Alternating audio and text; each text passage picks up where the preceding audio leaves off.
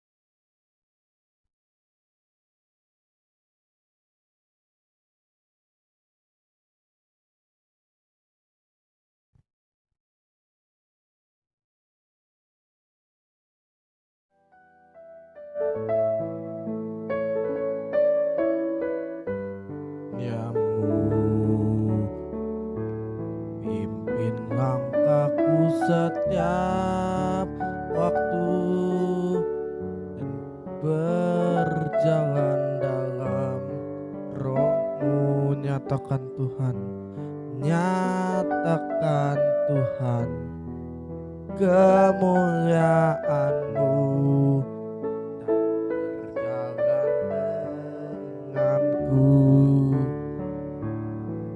karena Engkau besertaku. Sekarang ku berjalan, kami tahu Tuhan, ku tahu Tuhan, pimpin langkahku dengan kasih karunia-Mu. Langkahku setiap waktu berjalan dalam roh-Mu. Ku tahu Tuhan, pimpin dan berjalan denganku. Haleluya. Karena Engkau besertaku.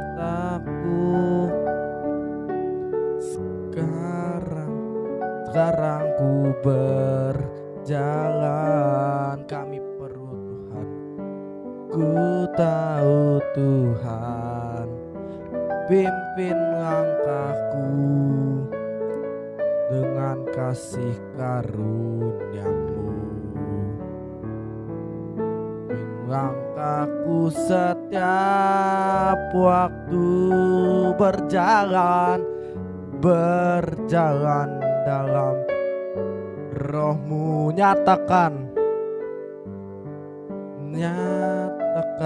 Tuhan,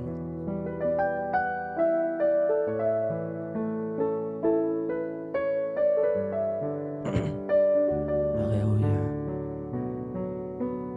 Katakan, nyatakan Tuhan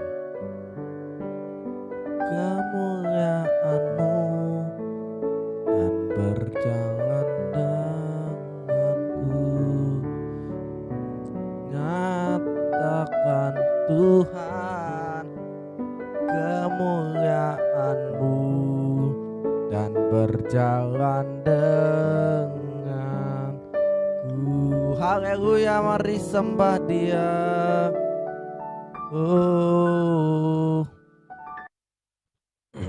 Haleluya. Kami perlu Engkau Tuhan, memimpin jalan kami, karena tanpa Engkau kami tidak bisa berbuat apa-apa.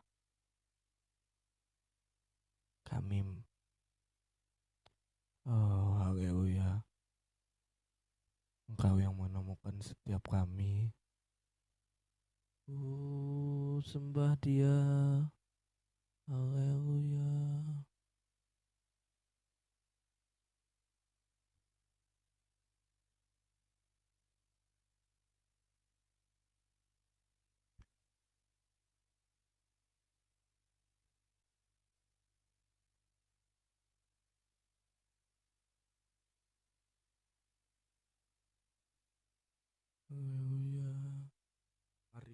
bersyukur, kami bersyukur Tuhan. Kami bersyukur Bapa. Oh,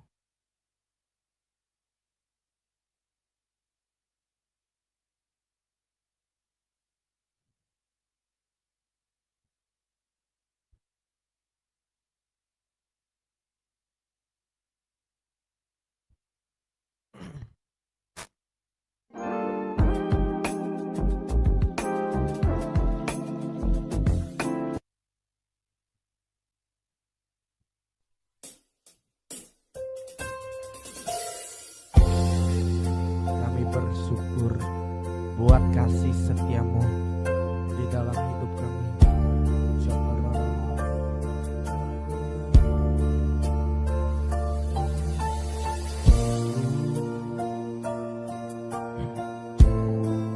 Katakan,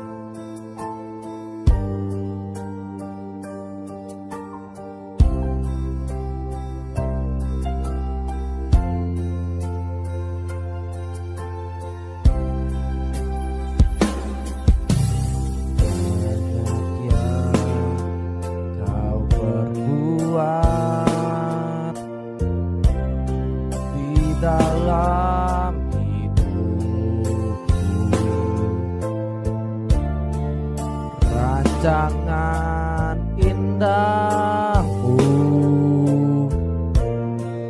terjadi di hidupku. Bapa yang mengerti segala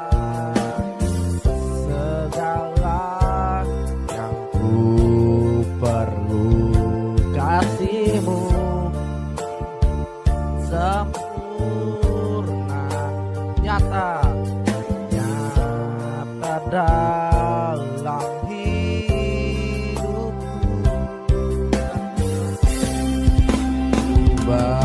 Bersyukur Bapa, ku bersyukur Tuhan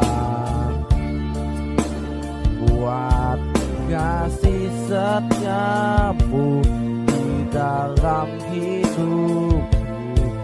Ku bersyukur Tuhan, bersyukur Bapa, ku bersyukur Tuhan buat kasih setiamu di dalam hidupku. Ku bersyukur Tuhan.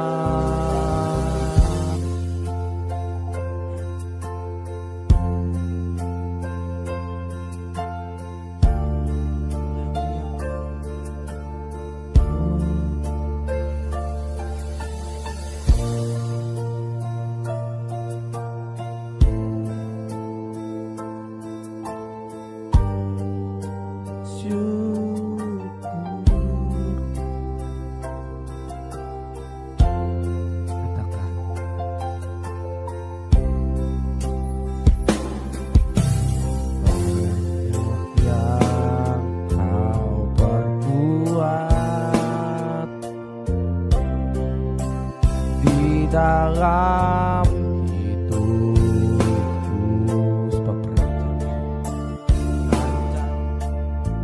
indahmu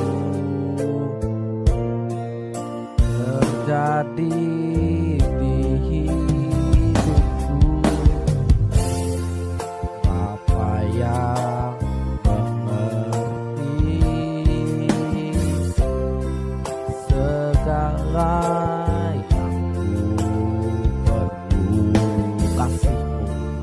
kasih-Mu sempurna,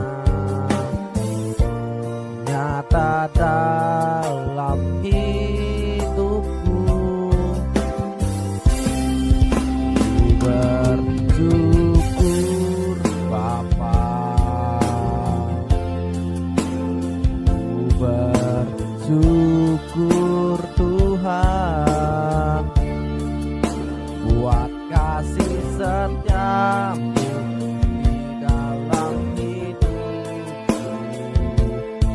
bersyukur.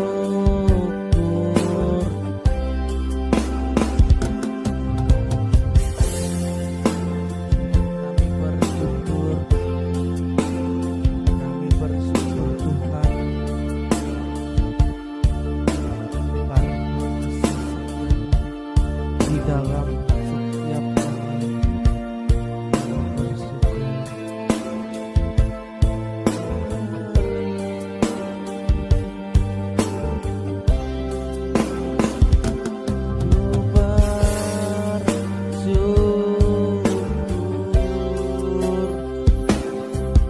Tuhan.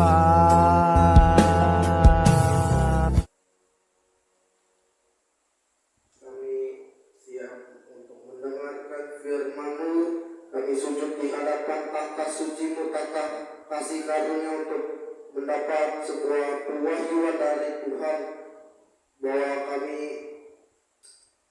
seperti firman-Mu berkata bahwa manusia itu bukan hanya dari roti saja, tetapi dari setiap firman yang keluar dari mulut. Sampaikan firman-Mu. Firman-Mu adalah kebenaran, dan kebenaran yang memerdekakan hidup kami. Sedang kita yang diberkati sama-sama berkata, amin. Sekali lagi katakan, amin. Shalom. Apa kabar? Sehat, kuat, makmur, panjang umur, awet muda, diberkati Tuhan. Amin. Hari ini judul kita adalah jangan sok tahu. Buka bersama di dalam Matius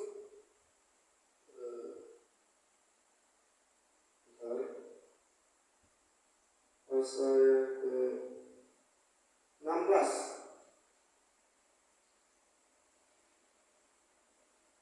Matius pasal Matius pasal 16 ayat 21 sampai ayat yang ke-23.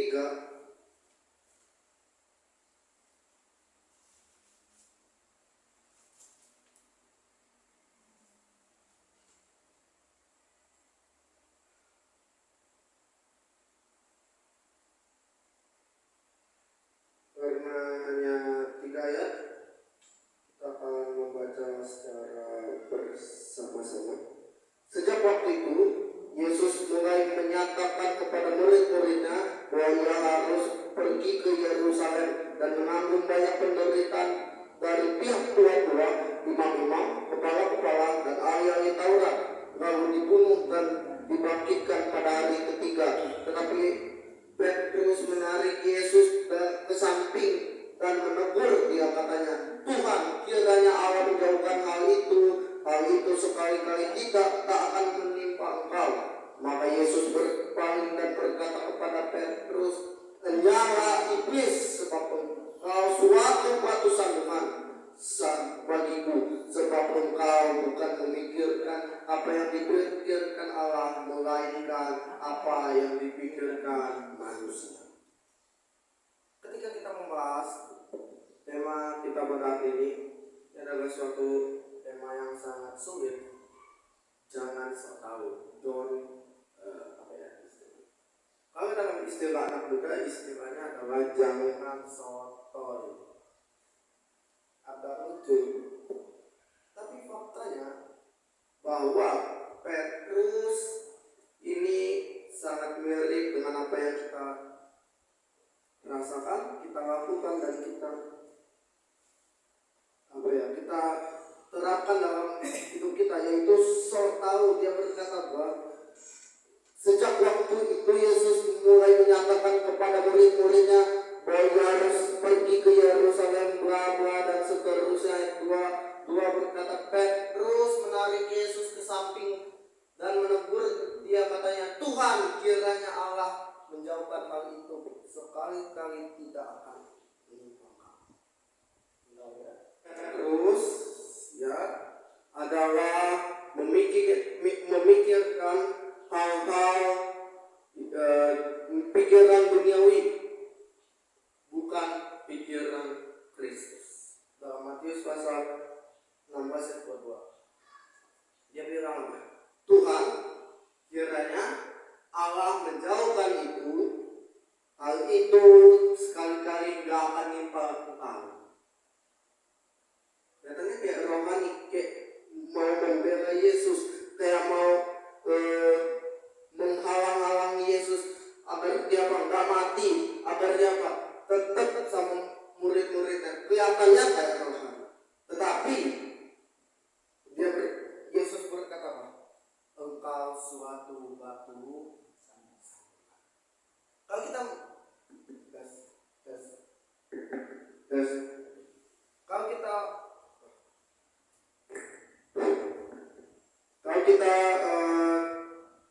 mengetahui arti nama Petrus itu adalah batu sandungan. Jadi gak heran Yesus berkata, enyahlah engkau suatu batu sandungan. Dan yang kedua, Petrus adalah hidup yang berfokus pada kematian. Dia bilang pas Yesus bilang pas gurunya bilang mau pergi gitu ya, mau mati di Yerusalem untuk membebaskan, menanggung banyak penderitaan dari para pihak tua-tua dan ahli-ahli Taurat, dan bakal bangkit lagi pada hari yang ketiga. Petrus bilang, guru, hal itu gak akan terjadi. Sekali-kali gak akan pernah terjadi. Kelihatannya rohani, kelihatannya spiritual banget. Padahal enggak. Dia sebetulnya menghalangi keselamatan. Dan di sini maka Yesus berpaling dan berkata, kepada Petrus, enyahlah iblis, begone Satan. Kepada Tuhan. Dia bilang apa? Begone Satan, pergilah iblis, enyahlah, sebab engkau memikirkan hal-hal yang dipikirkan oleh manusia dan bukan hal-hal yang dipikirkan oleh Allah. Dan yang ketiga, apa yang Petrus pikirkan adalah dia tidak berfokus pada kebangkitan Kristus. Jelas Yesus berkata, mati lalu dibangkitkan pada hari ketiga. Ada tiga hal yang Yesus katakan. Yang pertama adalah menanggung banyak penderitaan. Yang kedua adalah dibunuh. Ini adalah fokus Petrus. Jelas Yesus berkata yang ketiga, bangkit. Itu yang kita namakan dengan pas.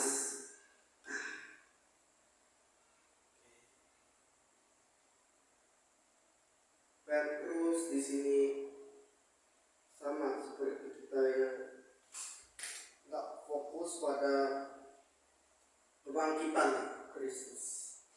Sama seperti kita yang hari-hari ini fokus pada masalah. Sama dengan kita yang hari-hari ini yang dipikirin adalah masalah keuangan, finansial, masalah ini, masalah itu, macam-macam. Ketika dia ada solusi dari Yesus, ada solusi setelah kematian, yaitu kebangkitan.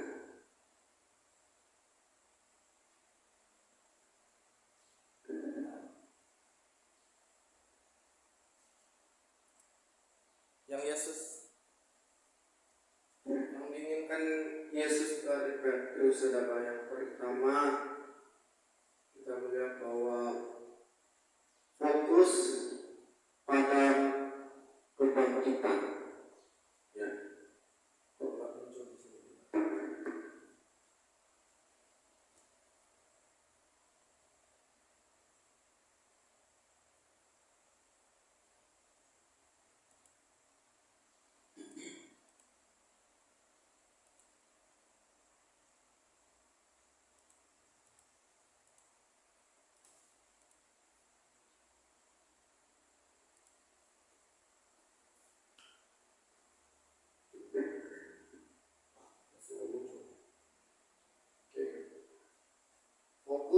hanya kepada kematian Yesus. Ketika Yesus mati, dia berkata apa? Tetelestai. Sudah selesai. Dan ketika Yesus mati, dia berkata kepada Maria, jangan tangisi aku. Kenapa? Dia tidak hanya mati, tapi dia bangkit pada hari yang ketiga. Dan itu yang kita namakan dengan apa?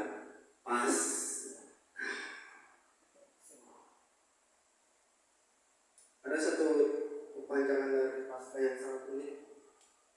Paskah, pasti aku hidup, pasti aku selamat karena Allahku hidup. Apa? Pasti aku selamat karena Allahku hidup. Berikan tepuk tangan yang meriah. Yang kedua, lebih semuanya.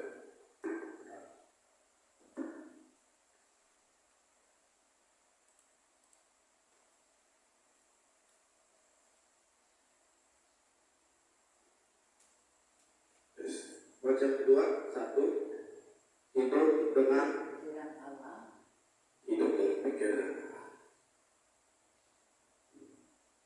Yang Yesus mau dari Petrus yang pertama bukan fokus bukan hanya kepada kematian, hidup, dan yang kedua adalah hidup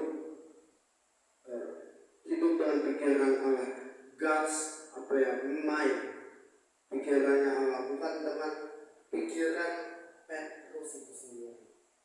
Kenapa? Kalau dengan pikiran manusia gak akan bisa. Kalau Petrus hidup dengan pikirannya, dengan kondisi dunia, gak akan bisa. Kalau kau masih hidup dengan kata dokter, vonis dokter pun tentu terjadi. Kalau hidup hanya menurut keadaan, maka keadaan bisa berubah. Tetapi dikatakan hidup dengan pikiran. Yesus berkata, "Because say that." Untuk menyatakan kemuliaan Allah, maka harus ada tindakan, yaitu hidup dengan pikiran. Yang terakhir adalah hidup yang tidak sadar.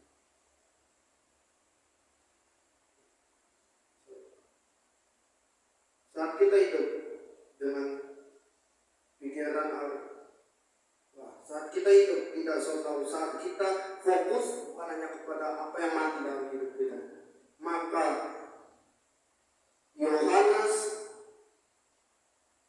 4:27 damai sejahtera, kita akan merasakan shalom.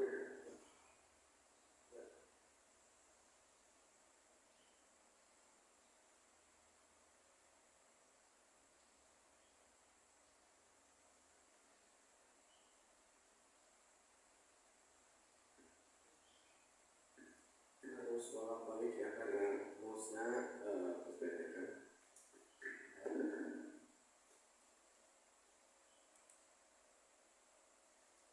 Yuk baca sama-sama, 1, 2, 3. Hidup yang tidak so tahu, hidup yang mengenakan pikiran Kristus, kapanpun dan di mana. Halo. Hidup dengan pikiran Kristus artinya hidup yang tidak so tahu artinya apa? Hidup dengan pikiran Kristus di kapanpun dan hari ini banyak kasus yang beredar.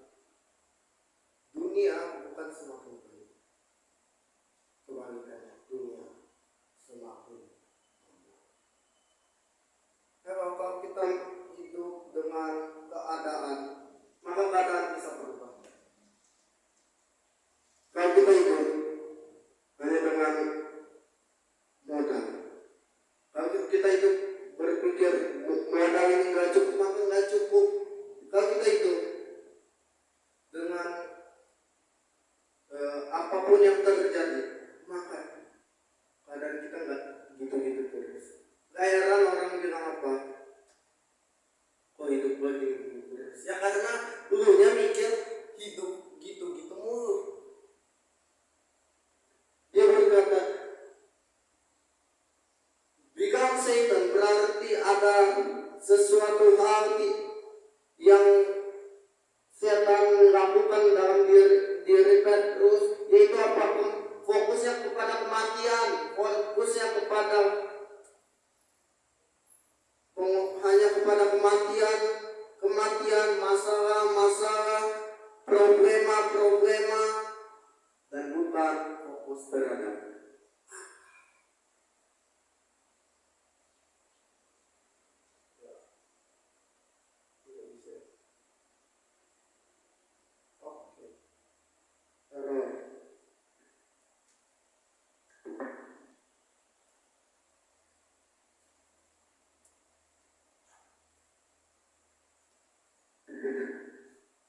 orang yang sok tahu apa? Tidak dapat melihat kemuliaan.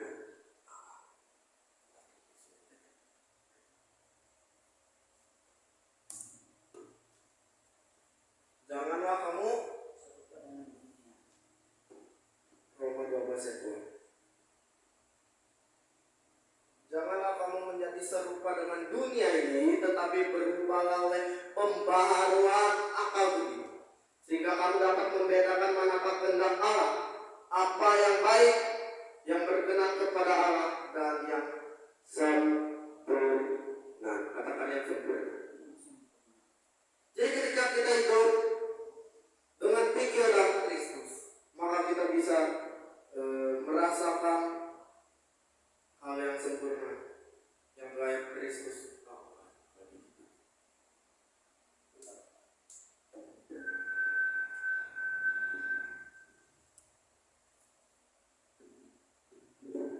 Serupa dengan dunia adalah menjadikan dunia teladan hidup dan bukan Kristus. Baca bersama-sama. Kamu memang hidup di dalam dunia, tapi bukan orang dunia. Sama-sama. Kamu hidup dalam dunia, tapi bukan orang dunia. Ini dikutip dari perkataan Yesus. Kamu memang hidup di dalam dunia, tapi dunia bukan tempat tinggalmu yang sebenarnya. Kamu memang hidup in this world, but you are not the people of the world. You are not istilahnya warga kerajaan dunia. Kamu bukan warga kerajaan, tapi kamu adalah warga kerajaan surga. Next. Ya, janganlah kamu menjadi serupa dengan orang-orang dunia, tetapi diubahkan oleh pembaruan pikiranmu, sama-sama, agar kamu dapat mengenal kehendak Elohim yang baik, yang berkenan, dan yang sempurna. Sekali lagi, janganlah menjadi serupa dengan orang-orang dunia ini, tetapi biarlah kamu diubahkan oleh pembaruan pikiranmu, agar kamu dapat mengenal kehendak Elohim yang baik, yang berkenan, dan yang sempurna. Dikatakan apa? Jangan serupa dengan orang dunia, tetapi berubah oleh pembaharuan pikiran. Di sini nggak ada akal budi. Kalau dalam bahasa aslinya bukan budi, tetapi akal budi. Tapi kalau di IMB ini berkata pikiran.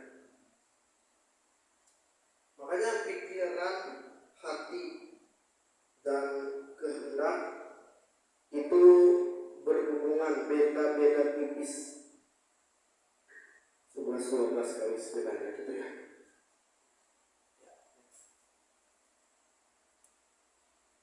Orang yang sok tahu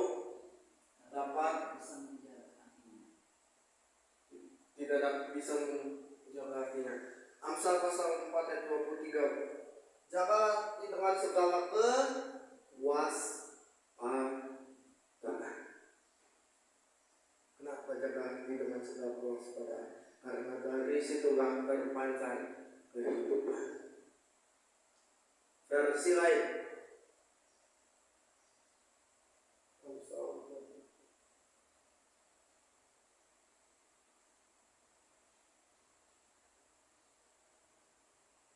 berkata versi lain FIH, yang terutama sekali jagalah hatimu, karena hatimu mempengaruhi segala sesuatu dalam hidupmu.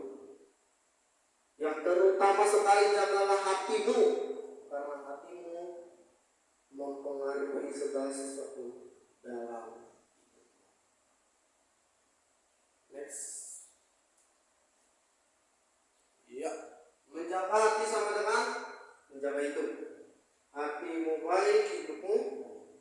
Ketika kita melihat apa yang membuat orang bisa sakit, karena versi lain lagi berkata itu adalah menimbulkan penyakit seperti kanker.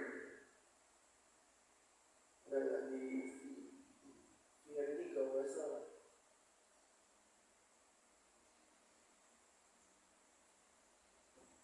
Sudah dibaca. Oke. Bisa menimbulkan kanker. Kenapa? Karena berkat ada kita berkata ini di Amsal, kalau kamu suka menggemakannya, kamu akan makan buahnya. Barang siapa suka menggemakannya akan memakan buahnya.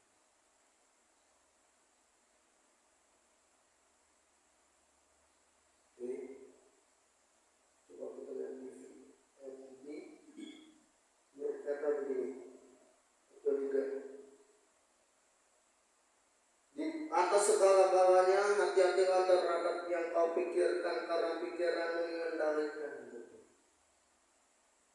Di atas segala-galanya hati-hatilah terhadap apa yang kau pikirkan, karena pikiranmu mengendalikan hidupmu. Next. Yohanes 4 ayat 27. 1, 2, kita baca bergantian. Damai sejahtera aku tinggalkan bagimu, damai sejahtera aku berikan kepadamu. Dan damai sejahtera yang kuberikan kepadamu bukan yang seperti yang dunia berikan. Jangan biarkan hatimu gelisah dan takut. Kamu telah mendengar aku berkata, aku pergi dan akan datang kembali kepadamu. Jika kamu mengasihi aku, kamu akan bersuka cita karena aku berkata, aku pergi kepada Bapa, sebab Bapa lebih besar daripada aku.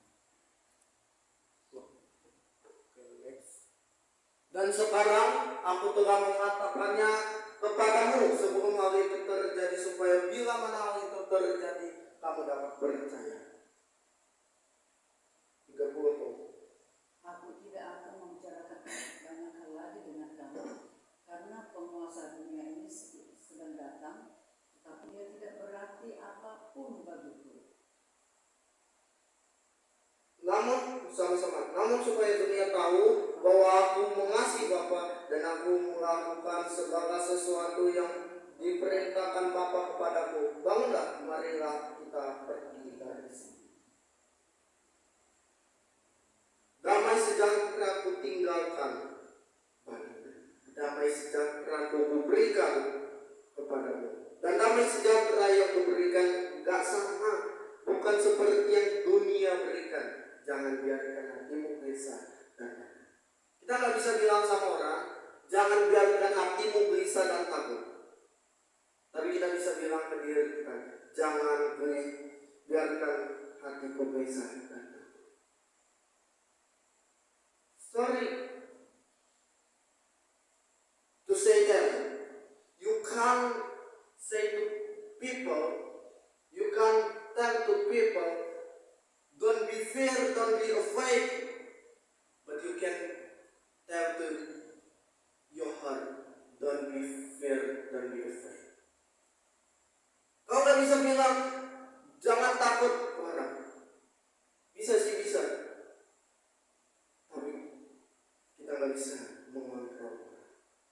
Tapi kita bisa bilang to our heart, don't be afraid, don't be fear, don't be afraid. Jangan takut, jangan takut. Kenapa? Lukas berkata, Lukas 1:30, jangan takut sebab engkau beroleh kasih karunia di hadapan Allah. Next, orang yang sok tahu fokusnya bukanlah Yesus Kristus. Next, 1 Korintus 2 berkata sama-sama, sebab aku telah memutuskan untuk tidak mengetahui apa-apa di antara kamu selain Yesus, yaitu Dia yang disalibkan. Versi lain, biar cepat bacain aja. 1 Korintus 2 versi IMP. Sebab aku telah memutuskan untuk tidak mengetahui apapun dari antara kamu kecuali Yesus Kristus, yaitu Dia yang disalibkan. Sorry to say that. Orang yang sok tahu pasti dia akan selalu fokus. Dia tidak akan fokus memandang Sang Kristus, tapi dia akan fokus memandang masalah. Apa yang hari ini menjadi masalah? Ketika kita memandang kepada salib, maka kuasa salib yang sempurna memulihkan kita.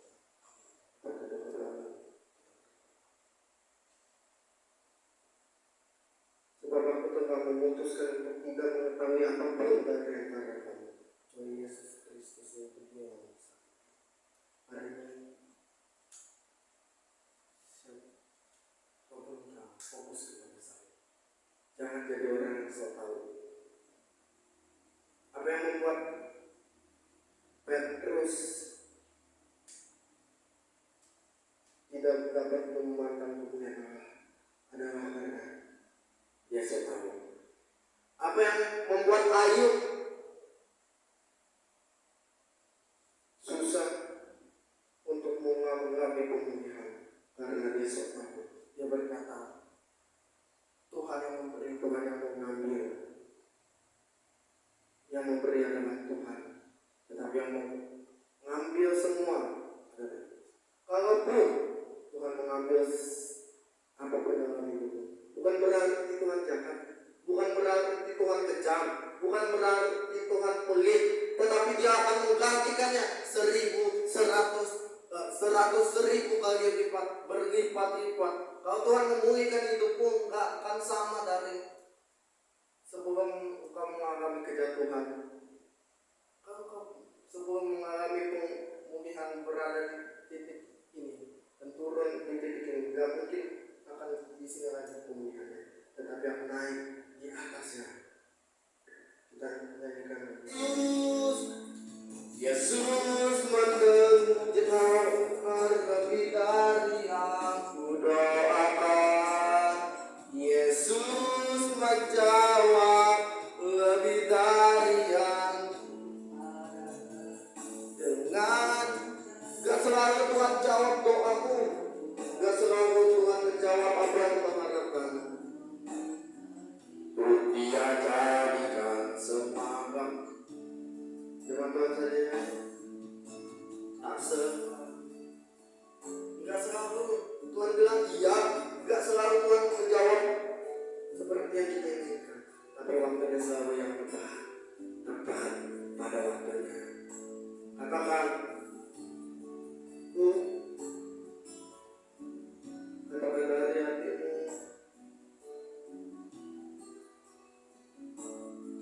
tak selalu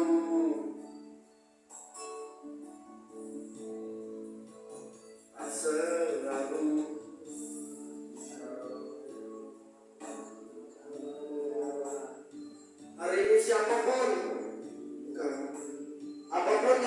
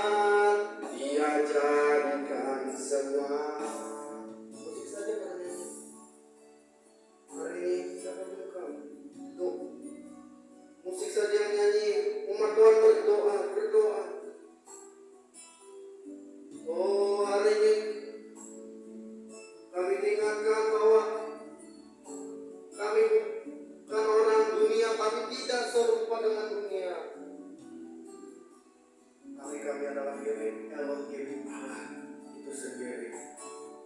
Kami izinkan dengan tangan Allah yang kudus, yang mulia, yang sempurna. Namun Dia beri yang terbaik di waktu yang tepat. Izinkanlah untuk bekerja yang mustahil,